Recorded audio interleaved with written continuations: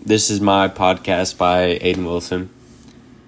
Not gonna lie, at first, I'm not sure if reading or writing was completely up my alley. I mean, I absolutely hated both of them with passion.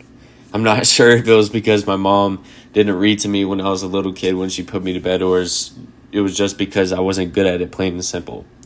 But whenever I was reading or writing, I would always get up and run the opposite direction. It wasn't until I just wanted to be like my older brothers that I really liked reading.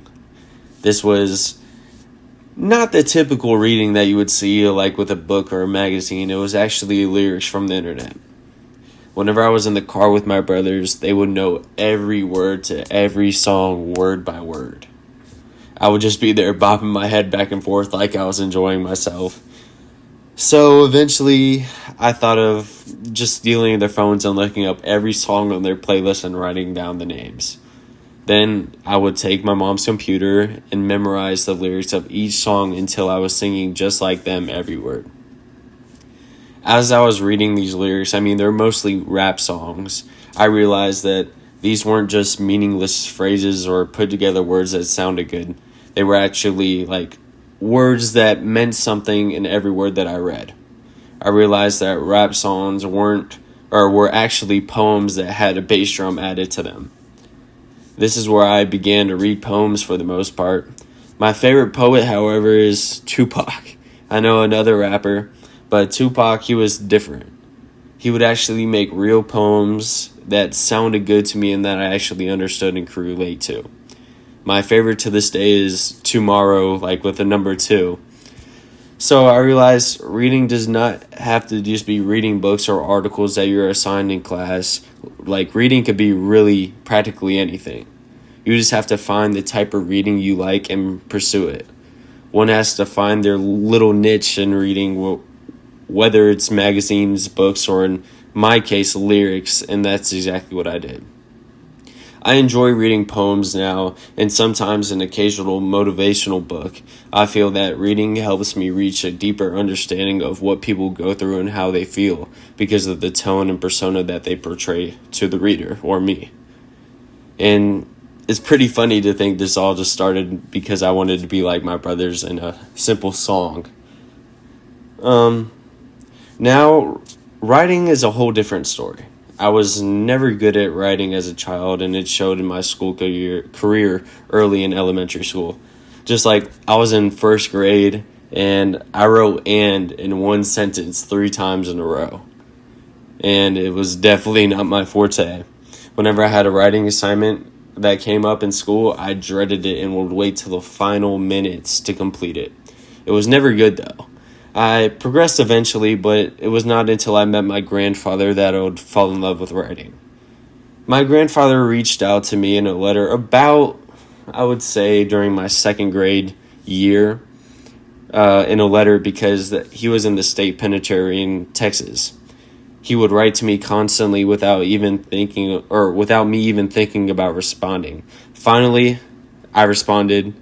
And it wasn't just a long letter. It was actually just like 3 sentences put together saying thank you and everything like that. And then like the next week, he would send me a letter that was like 4 pages long that I would have to go through and read. And eventually I gave in and wrote him a full letter, even with a little PS at the bottom. And it actually felt good. I felt like I could get everything off my chest and really truly express myself in a way that I never thought of. Soon, my grandfather and I would constantly write to each other week after week until I got bored of it and just stopped, and then he stopped. But I felt like I was missing something after that, like there was a pit in my stomach. And it wasn't actually until recently where that pit was filled.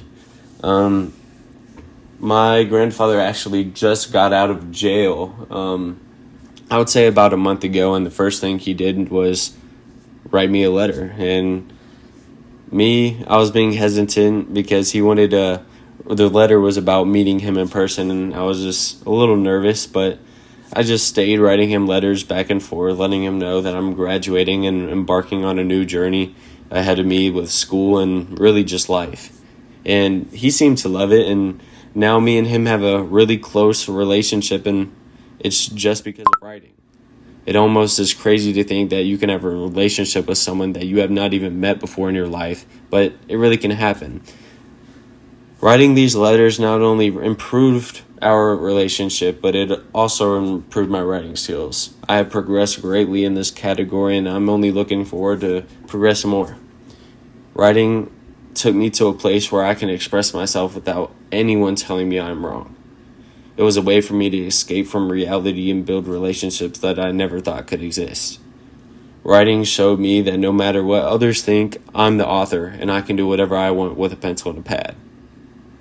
Writing lets me express my deepest thoughts, even if they're good or bad, and just to get them off my chest. Overall, as I was growing up, my passion for both reading and writing flourished because of the situations that I've been through. I believe that my reading and writing, however, is nowhere being close to over. It will be with me for the rest of my life, and my passion for both will grow tremendously as I age. My final statement that I got to say in this podcast is I believe that both reading and writing gives one's life understanding and expression in the items that one decides to read and write.